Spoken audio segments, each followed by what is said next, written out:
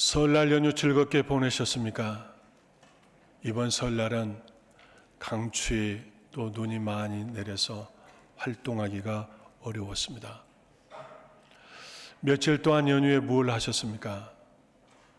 가족과 친척들과 무슨 대화를 나누셨습니까?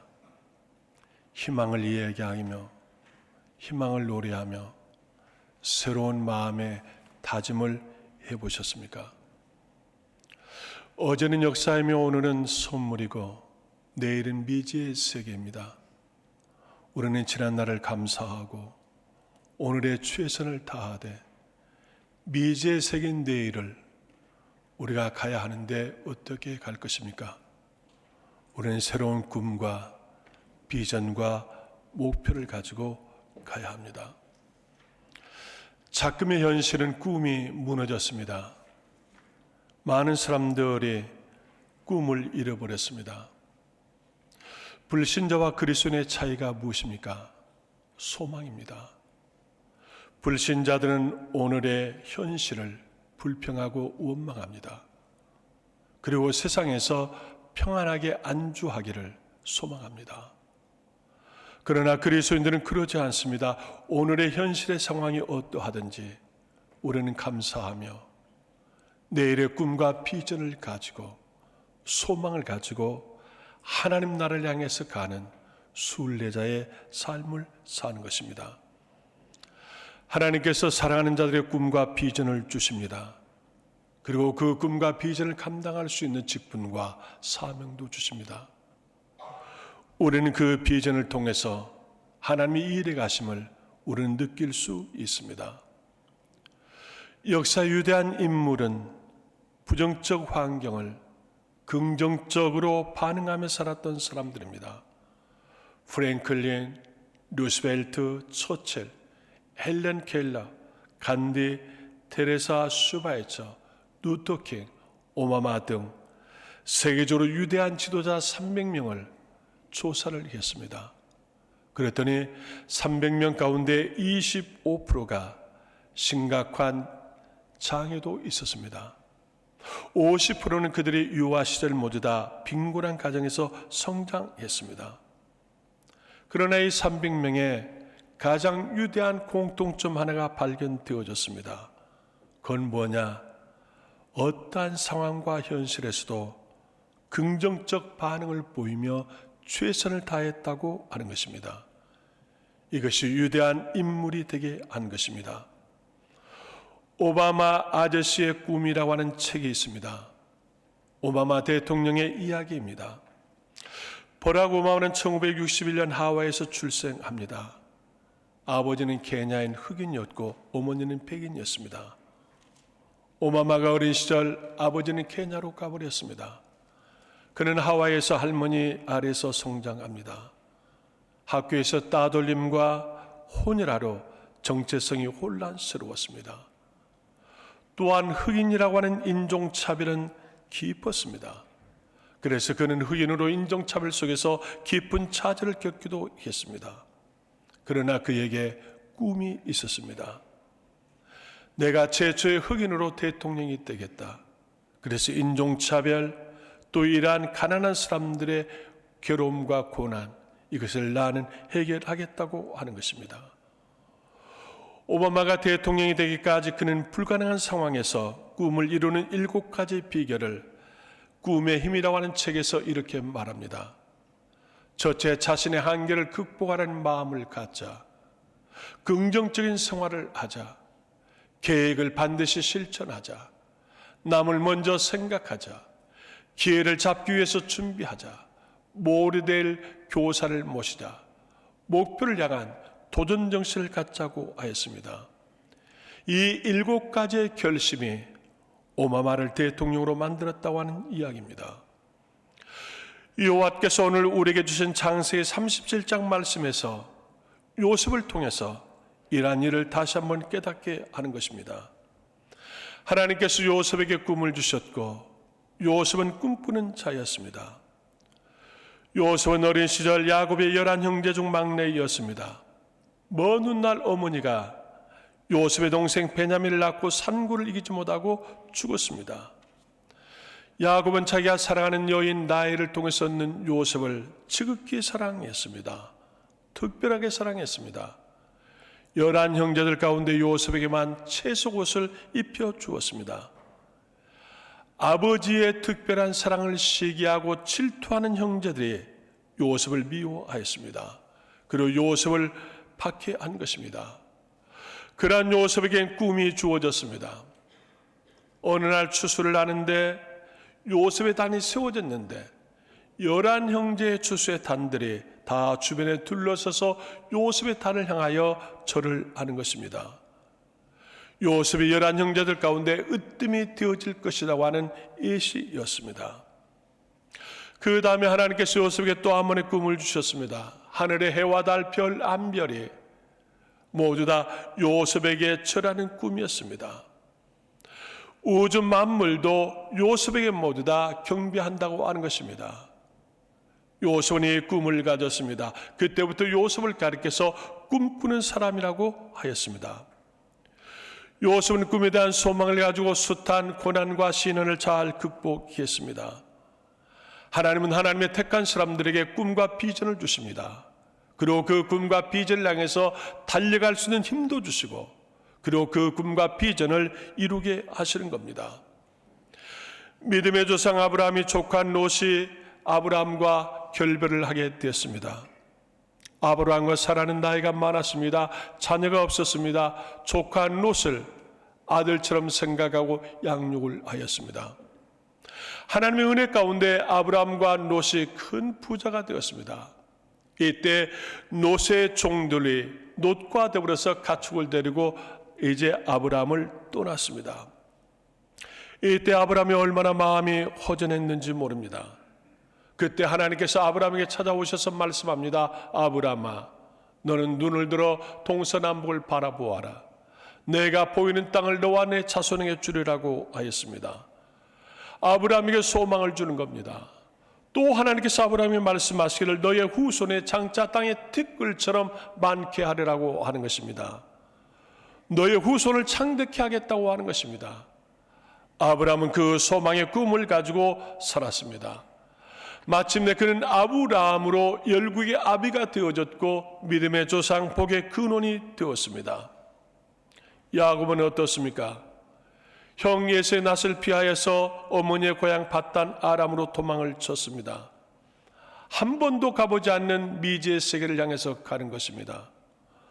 황량한 광야를 지나칠 때 해가 질 적에 돌멩이 하나 주워다가 베개를 삼고 누웠습니다. 그의 눈에서는 눈물이 주르르 흐르기 시작합니다. 고향을 떠났습니다. 부모를 떠났습니다. 한 번도 가보지 않는 밧단 아람을 가는 것입니다. 그가 얼마나 서러웠겠습니까? 또한 에서가 군대를 데리고 뒤쫓아올 염려도 있습니다. 그는 두려웠습니다. 여러 가지 이유로 그는 잠 못 이루었습니다. 그때 하나님은 야곱에게 꿈을 주었습니다. 야곱이 사닥다리 하나를 보았는데 야곱이 누워있는 그 자리에서 하늘까지 연결되어 있는 사닥다리입니다. 천사들이 그 사다리를 오르락내리락 하면서 야곱과 하나님을 연결해 주었습니다. 사다리 위를 보니까 하나님이 서 계셔서 야곱에게 이렇게 말씀하셨습니다. 창세기 28장 15절 내가 너와 함께 있어 내가 어디로 가든지 너를 지키며 너를 이끌어 이 땅으로 돌아오게 할지라 내가 내게 허락한 것을 다 이루기까지 너를 떠나지 아니하리라고 하였습니다. 하나님은 야곱에게 내가 너를 보고 있노라, 내가 너를 지키고 있노라, 내가 너에게 약속하마 내가 다시 돌아오게 하겠다고 하는 것입니다. 야곱에게 숱한 고난이 있을 때 이 꿈을 가지고 이 비전을 가지고 야곱은 승리한 것입니다. 오늘 우리도 새해의 꿈이 있습니다. 여러분의 꿈은 무엇입니까? 우리 남문 가족이 다 같이 가져야 꿈이 있습니다. 하나는 여러분의 가정이 기독교 명문 가정이 되는 꿈입니다. 여러분의 삶의 자리마다 그리스도의 평안이 넘쳐야 합니다. 여러분의 직장에서 존귀한 사람으로 세워져야 하고 여러분의 사업장은 다시 회복하고 번영해야 합니다. 여호와 영광이 가득한 기독교 명문 가정이 되어지는 꿈을 가져야 합니다. 여러분의 자녀들이 여러분 못지않는 믿음의 사람이 되도록 기도하십시오. 여러분의 대를 이어서 신앙생활을 잘 하도록 기도해야 합니다. 여러분의 친척과 이웃들이 다 구원받을 수 있도록 전도해야 합니다. 그럴 때 우리의 가정은 기독교 명문 가정이 만들어질 것입니다. 또한 우리 남문 공동체가 같이 가져야 할 꿈은 무엇입니까? 성령의 능력으로 부흥하는 교회의 꿈입니다. 우리 교회를 성령의 능력으로 부흥하는 교회를 만드는 것입니다. 여호와께서 기뻐하시는 교회, 주민들이 칭송하는 교회를 만들어야 합니다. 다음 세대 아이들이 이 예배당에서 뛰놀고 찬양하는 교회가 되게 해야 합니다. 머지않아서 그렇게 이루어질 것입니다. 주일마다 새가족이 등록하도록 전도하십시오. 새가족과 연약한 성도들이 즐겁게 교회 생활을 하도록 섬기며 도와주십시오. 남문 가족이 나로 인하여서 행복하게 교회 생활을 하도록 배려를 하십시오. 우리의 힘과 의지로는 부족합니다. 여호와의 신과 여호와의 능력으로 가능합니다. 그래서 우리는 성령을 의지하고 성령의 도우심을 기도해야 합니다. 그래서 성령의 능력으로 부흥하는 교회가 되게 하는 꿈을 가져야 합니다. 남문 공동체가 또 가져야 할 꿈은 국가의 새로운 지도자를 세우는 꿈입니다. 대한민국은 지금 위기와 기회의 선택의 기로에 있습니다. 계엄과 내란의 탄핵 정국이 빠른 시일에 마무리되어야 합니다. 새로운 지도자가 선출되어 새 정부로 다시 일어나는 꿈을 가져야 합니다. 미국과 중국 그리고 일본과 북한과 애교 문제를 잘 풀어야 합니다. 우리는 다시 한번 성숙한 민주주의 국가요, 세계 경쟁력이 뛰어난 국가로 회복해야 합니다. 세계를 선교하는 한국교회가 되도록 기도해야 합니다. 그래서 민주주의와 복음의 빛을 발하는 대한민국이 되도록 우리는 기도해야 합니다. 사랑하는 여러분, 인생은 돈이 없어 망하는 것이 아닙니다. 질병으로 무너지는 것도 아닙니다. 우리의 가장 무서운 적은 희망을 잃어버린 것입니다. 꿈과 비전을 갖지 못하는 것입니다. 하나님은 사랑하는 자에게 꿈과 비전을 주십니다. 여호와께서 요셉에게 주신 꿈과 비전을 여러분도 우리도 다 가져야 합니다.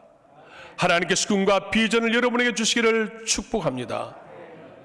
하나님이 주시는 꿈과 비전은 반드시 이루어 주십니다. 요셉은 여러분보다 더 파란만장한 삶을 살았습니다.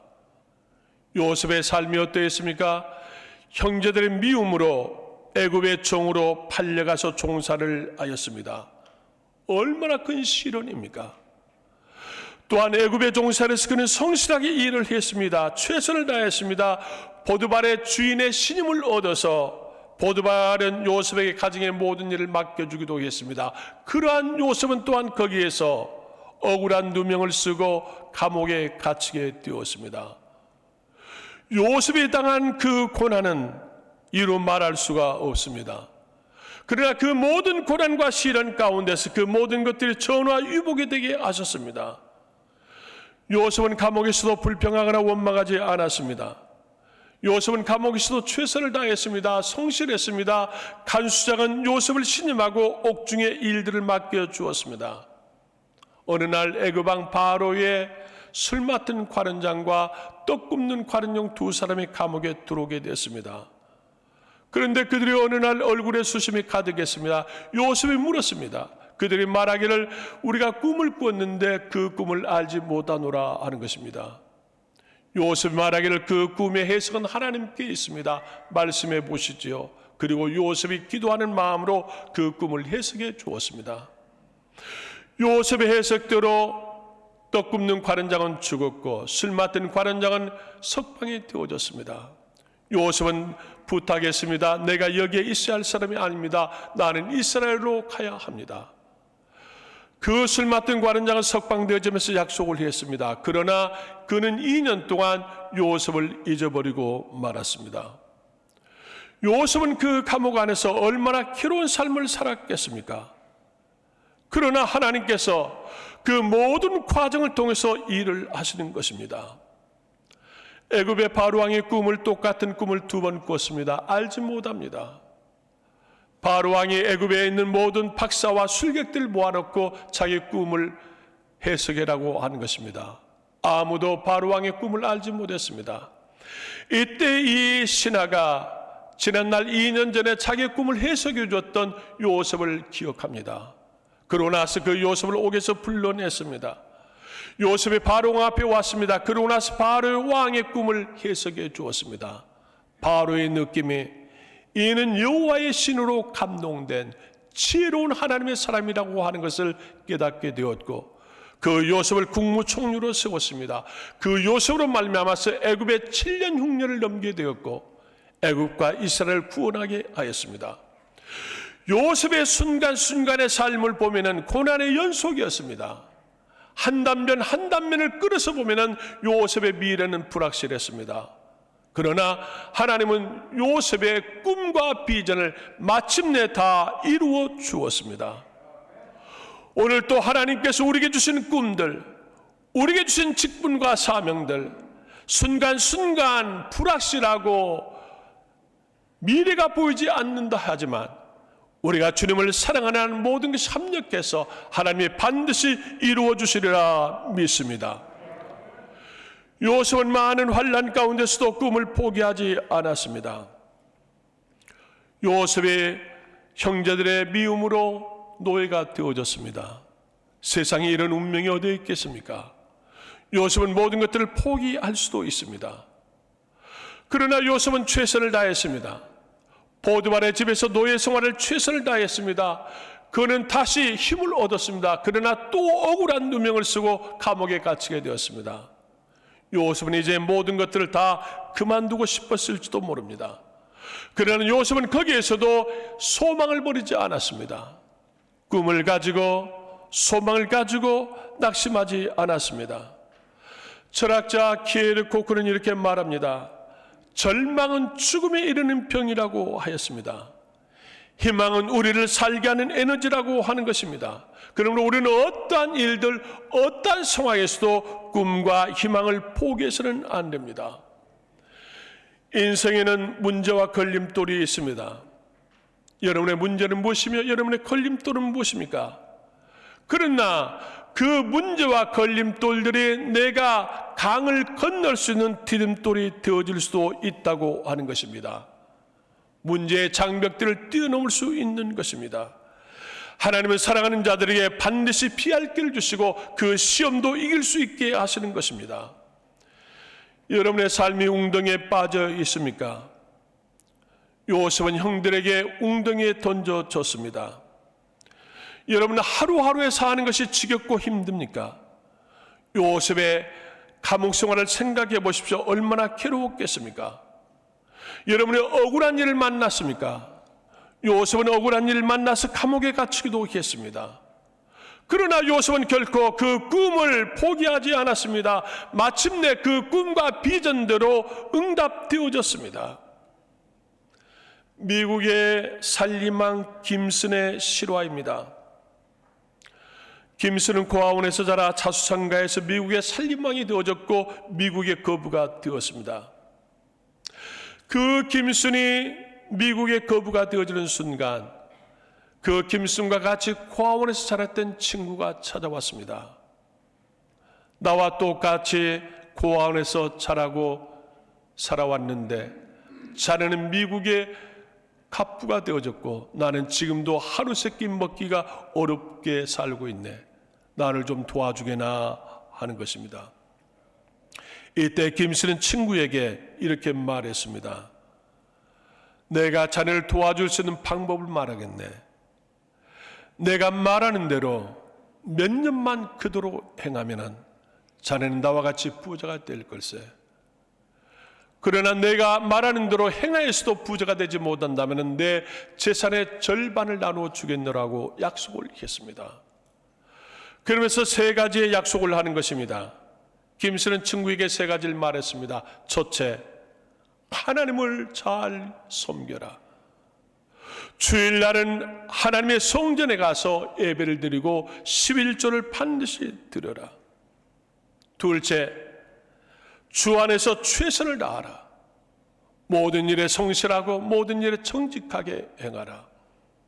셋째, 화평한 자가 되어라. 누구를 만나든지 미소 띤 얼굴을 결코 잃어버리지 말라. 누구에게나 미소 띤 얼굴로 친절하게 대하라. 이 세 가지를 가지고 몇 년만 살면은 너는 부자가 될 것이다. 그렇지 않으면 나의 재산의 절반을 주겠노라고 하였습니다. 그 친구는 김쓴 친구에게 약속을 받고 다시 일을 하기로 결심을 했습니다. 작은 회사 공장에 취업을 했습니다. 지난날 같으면 이런 회사에서 내가 왜 일을 하느냐고 불평했을 것입니다. 그러나 그는 불평하지 않았습니다. 최선을 다했습니다. 누구에든지 미소의 친절을 잃어버리지 않았습니다. 주일날은 교회 가서 하루 종일 예배를 드렸습니다. 섬겼습니다. 그리고 11조를 반드시 드렸습니다. 1년 후에 그 회사는 다시 공장을 세웠습니다. 사장이 그를 1년 동안 지켜본 결과 그만큼 성실하고 정직하고 능력 있는 사람이 없다고 판단되어졌고 그를 공장의 책임자로 앉혔습니다. 그는 몇 년 후에 그 회사의 사장이 되었다고 하는 간증입니다. 올해는 꿈꾸는 자가 되어야 합니다. 자동차왕 헨리 포드가 청년 때 어머니가 급한 병으로 유독하였습니다. 그는 말을 타고 의사를 모시러 달렸습니다. 아무리 말을 급히 몰았지만 시간은 부족했습니다. 의사를 모시고 집에 돌아오니 어머니는 잠시 전에 숨을 거두고 말았습니다. 포드는 통곡했습니다. 내가 좀 더 빨리 왔어야 하는데, 내가 좀 더 빨리 왔으면 어머니의 생명을 건질 수 있었는데 하는 것이었습니다. 그러면서 그는 말보다 더 빨리 달릴 수 있는 것이 무엇일까를 생각하게 되었습니다. 그는 마침내 포드 자동차를 만들게 되었습니다. 그는 자동차 왕이 되어졌고 미국 기업 총수가 되었습니다. 그가 죽는 후에 지금도 디트로이트에 헨리 자동차 기념관이 있습니다. 포드와 그의 아내의 흉상이 정문에 만들어져 있습니다. 그 아래 글귀를 소개합니다. 포드는 꿈꾸는 사람이며 아내는 기도하는 사람이다. 포드는 꿈꾸는 사람이었고 그의 아내는 기도하는 사람이었다고 하는 것입니다. 인생의 줄들이 끊어질 때가 있습니다. 건강의 줄이 끊어지기도 합니다. 재물의 줄이 끊어지기도 합니다. 인간관계의 줄이 끊어질 수도 있습니다. 그러나 하나님과 내가 연결되어 있는 줄만 잘 붙들고 있으면은 올해는 모든 줄들을 다 회복할 수 있습니다. 오늘 예배 드리시는 남문 가족 여러분, 우리는 궁극적인 승리를 하나님께 보장받는 사람입니다. 우리가 여행을 하다 보면 긴 터널을 지날 때가 있습니다. 긴 터널에 들어갈 때에 어린 아이들은 무서움을 느끼고 울기도 합니다. 그러나 자동차를 운전하면서 긴 터널을 들어갈 때에 어른들이 무섭다고 울며 아우성칠 사람은 아무도 없습니다. 왜 그런 것입니까? 지금은 터널의 어둠이지만 그러나 잠시 후에는 밖에 빛을 볼 수 있기 때문입니다. 인생의 궁극적 승리는 우리의 것입니다. 하나님께서 우리에게 주신 꿈이 있습니다. 하나님은 우리에게 주신 비전이 있습니다. 우리는 그 꿈과 비전을 향해서 오늘의 모든 불확실한 세계에서, 미지의 세계에서, 모든 상황이 열악한 가운데서도 우리는 꿈과 비전을 바라보며 달려가야 합니다. 직분과 사명을 감당해야 합니다. 그러면 꿈 같은 꿈이 꿈같이 이루어질 날이 우리에게 올 것입니다. 요셉의 꿈은 꿈 같은 꿈이었습니다. 노예가 감옥에 들어있는 옥새라는 사람이 어떻게 국무총리가 될 수 있겠습니까? 꿈 같은 꿈이었습니다. 그러나 꿈 같은 꿈이 꿈같이 이루어진 것입니다. 오늘 예수 안에서 꿈을 가지십시오. 예수 안에서 비전을 가지십시오. 그리고 그 꿈과 비전을 향해서 오늘 하나님이 내게 주신 직분과 사명을 가지고 달려가십시오. 그러면 꿈 같은 꿈이 요셉에 응답되어지는 것처럼 여러분과 여러분의 삶의 자리에 응답되어질 수 있기를 주의 이름으로 축복합니다. 기도하겠습니다. 전능하신 하나님, 작금의 현실은 많은 사람들이 꿈을 잃어버렸습니다. 불확실한 미지의 세계에서 낙심하고 절망하고 있습니다. 하나님, 이러한 현실에서 우리에게 꿈과 비전을 주시고 우리가 꿈과 비전을 가지고 하나님이 주신 직분과 사명을 가지고 달려갈 수 있는 거룩한 순례자가 되게 하시기를 원합니다. 하나님 주시는 꿈과 비전이 꿈같이 이루어질 날이 있다고 하는 사실을 알게 하시며 오늘도 우리가 그 꿈과 비전을 향해서 달릴 수 있도록 복을 내려 주옵소서. 예수님의 이름으로 기도드리옵나이다. 아멘.